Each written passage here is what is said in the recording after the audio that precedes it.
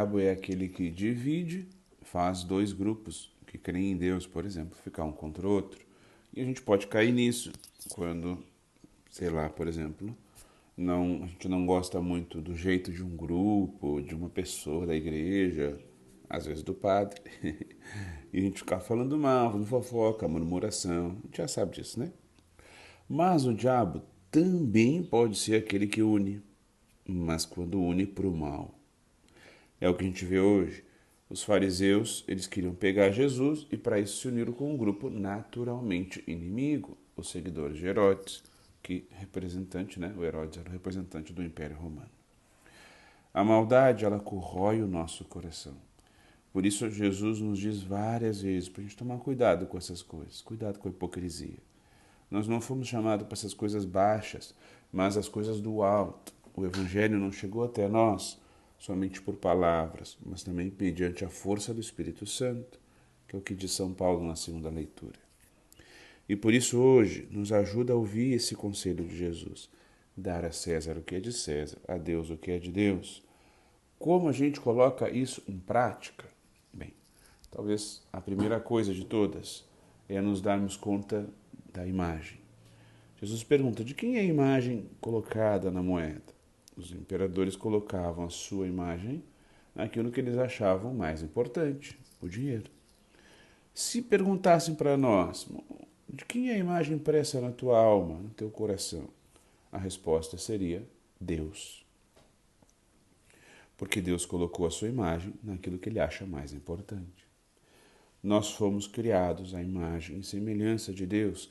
Essa é a nossa característica mais profunda. E aqui vale lembrar todo ser humano, inclusive aquele que tu não gosta muito. A gente pode ser, é verdade, mais ou menos semelhante com Deus. Isso vai depender do quanto nós estamos mais perto ou mais longe dele, né? De fato, o pior ser humano que exista hoje no mundo, sei eu quem é, né? Mas apesar de ser imagem de Deus, ele não está muito semelhante a Deus, talvez até o oposto, o contrário.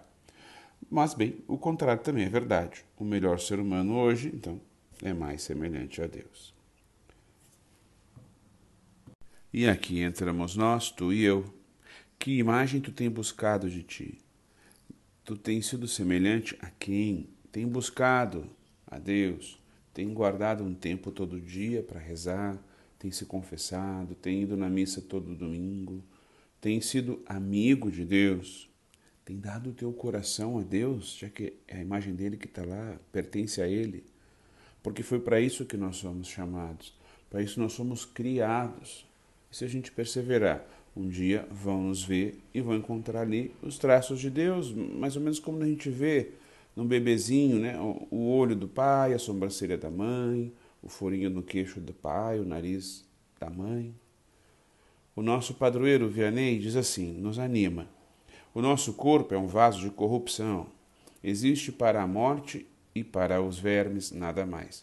Tá, hoje a gente pensa um pouco diferente, mas vamos lá, seguimos com o padroeiro. E, no entanto, aplicamos-nos a satisfazê-lo mais do que a enriquecer a nossa alma, que é tão grande, que não se pode imaginar nada maior. Nada, nada. Porque vemos que Deus, urgido pelo ardor da sua caridade, não nos quis criar semelhante aos animais, criou-nos à sua imagem e semelhança, como o homem é grande, diz o Vianney. Outra consequência, então, disso tudo é a relação da igreja com o mundo, a nossa relação com o mundo e com Deus. Jesus não quis dividir o mundo em dois, naturalmente, César e Deus, não. Estado e igreja, não. Porque Estado e igreja, eles estão, ou deveriam estar, a serviço do homem, mas de forma distinta e autônoma, isso sim. O Estado não se intrometa no plano das coisas divinas e a Igreja não intervém em questões temporais que não interfiram na fé e na moral.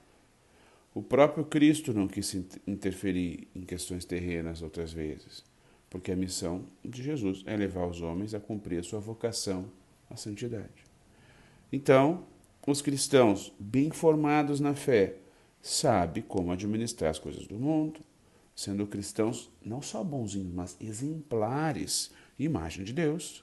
O que o Senhor quis foi distinguir os deveres do homem com a sociedade e com Deus. Mas, naturalmente, não fazer de nós seres bipolares, de dupla personalidade. Como que, uma hora Deus, outra hora para o mundo. Não, como Deus é uno, também nós somos. Temos uma só alma, um só coração. E porque, em última análise, tudo é de Deus e vem de Deus. Inclusive César é de Deus, o mundo é de Deus, a política, o trabalho, o dinheiro, tudo é de Deus. Naturalmente, consequentemente, portanto, o mundo não é de Deus. A política, a ciência, o dinheiro não são deuses, mas pertencem a Deus e a gente precisa deixar que eles sejam assim na nossa vida. Se nós soubermos e vivemos os princípios cristãos, a gente vai saber aplicar eles nas coisas do mundo. Essa autonomia que Jesus nos propõe não é a mesma autonomia falsa do mundo, não. Que esquece de Deus. E a consequência natural é isso: corrupção, grandes desigualdades, injustiça, violência. O mundo vai querer que a gente viva a vida dupla, bipolar, que sejamos bons católicos, dentro e bem isoladinhos da igreja. E que isso não interfira em absolutamente nada no mundo. Não é assim, gente. Não caiamos nunca nessa grande mentira. E chamam isso de Estado laico. Isso não é Estado laico. E dizem que nós não temos direito de opinar sobre aborto, divórcio, ideologia de gênero. Isso tudo é mentira, porque o cristão também é cidadão e por isso tem direito de ter sua opinião ouvida e respeitada. E se em algum momento a gente tiver que obedecer a Deus e não ao Estado, o façamos com coragem, ainda que tenhamos que dar o nosso sangue por isso, se isso for sobre fé. Demos testemunho de uma vida coerente, de unidade de vida, de que o mundo deve se converter e não Deus deve se converter. Dá ao teu trabalho o que é do teu trabalho, à igreja o que é da igreja, a tua família, a oração, a Eucaristia, o terço, a fé.